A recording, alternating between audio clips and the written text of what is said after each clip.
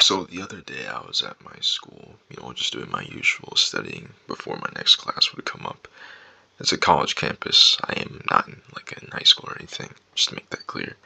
And then I had this situation, right? I meet this girl that I was trying to get into a club that I am a president of.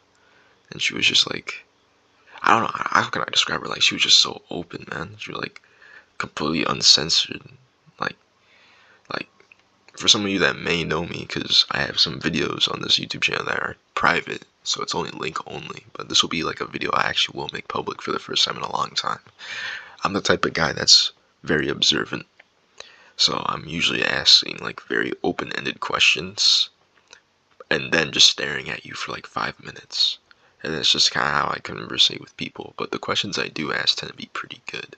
So I find that these just does all the work for me for the most part, right? So like she's dropping like basically all these details about it, and she shows me like this cool like little thing she made. It's like a dragon book, and she had like all these details on it, like even using like Nordic language text. And then she's like studying finance too, so like that's a plus. Why not, man? And it's like the stuff I actually like in a woman, bro. She's got like this whole cottagecore vibe, but like she's also going for like the corporate money at the same time. So like you gotta respect that. But like here's where the issue comes in, right? Like sometimes I talk about like self-destructive forces that resonate inside us as human beings. The inner darkness, the lust that men have to go through and fight against so we don't corrupt ourselves and fall victim to our own inability to control the demon that lies in our trousers. You know, we have to prioritize survival and immediate gratification at a cost of basically everything else. So, I try to avoid that. But the issue is that, you know, at a club meeting, you never expect the demon to not, be in you, but rather next to you, man.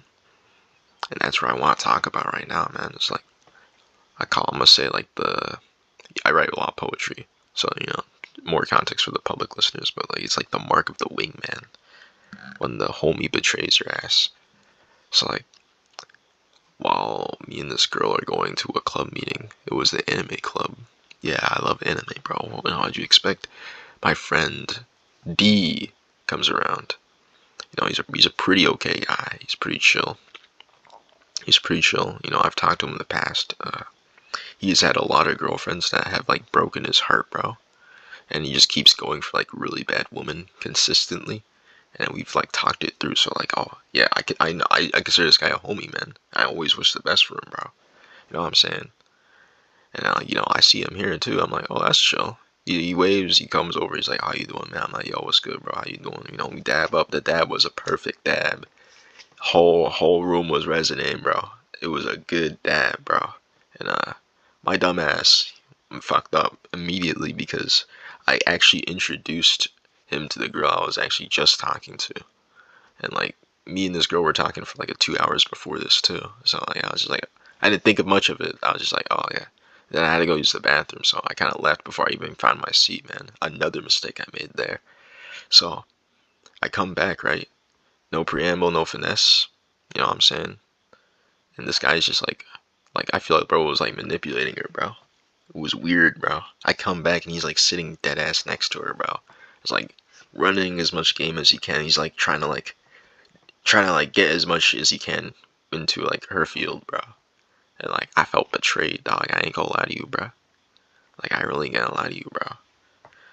Like after hearing this guy talk about like, oh, the woman ain't shit, bro. All these girls have betrayed me, bro. All that stuff. Like bro was going like incel marks. I remember when we were talking about that. Now seeing the same dude talking to the girl I was just talking to, bro, and it was like he was trying to bag her, bro. I can tell when a dude's trying to bag a girl, bro. I can tell. And it's like no restraint was even made in his part.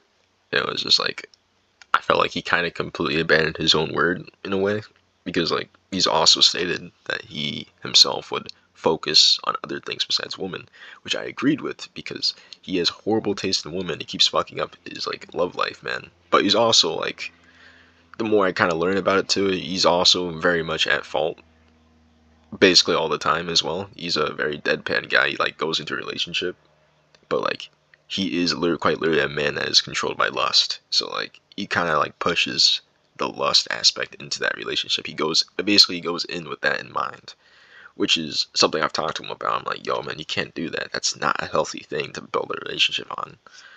And man, I feel like it was just like, I feel like bro kind of used me to get to her, bro, in a way, because like I talked to her before and I actually had to like do the whole introduction card. You know what I'm saying? I knew what I was doing when I get in, bro, but I just gave this guy a free introduction.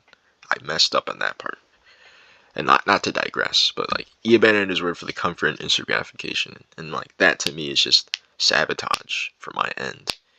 Like he was just trying to get that quick yes, man. He was using like all the skills I read about before too. And my initial ego was like, this guy's trying to slither in, right? But like I'm nonchalant for real, bro. So I was like, I don't really care that much, bro. I don't really care that much.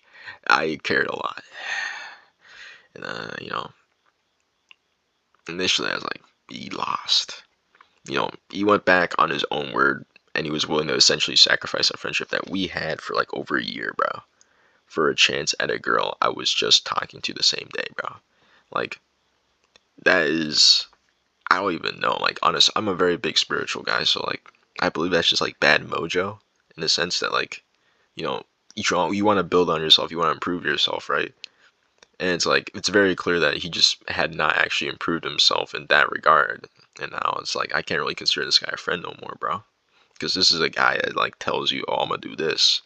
He doesn't do it at all, bro. He just like he betrays me, but he's also like betraying himself too on the same time. You know what I'm saying? And here's like the thing, like my brain, like I'm very self-aware of this. I talk about my own personal delayed emotional responses to like stress. I can be grounded and cold very easily when I show empathy. So like when this guy was like running his own game when talking to the girl from earlier, I kept it relatively nonchalant. Why? Because I tend to disassociate a little bit when under stress, but at the same time I can also hold myself in that moment. It's a weird feeling that I can still articulate myself and at least try to insert some dominance over a conversation, but at the same time it was just like, you consider the other factor, like, oh, this guy is someone I know, so it was just like I couldn't really like focus that well, man.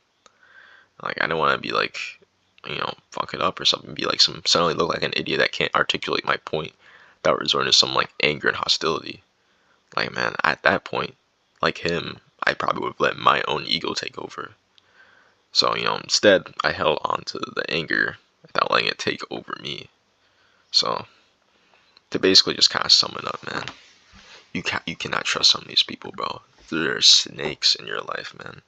Sometimes they'll have a nice look for you, and then when there's a moment that you're finally happy, man, in some aspect, they'll just sweep up all of a sudden, switch up on you, and try to take it from you, man. You know what they say, when you have enemies, act as if you have nothing. And when you have family, or people you love, act as if you have something. The difference is that when you have nothing, your enemies have nothing else to take from you, so they leave you alone. But when you have something, the people that are in your life that admire you know that you are something that's worth it. And that's just a little note I can give you guys. That's all. You take care. Goodbye.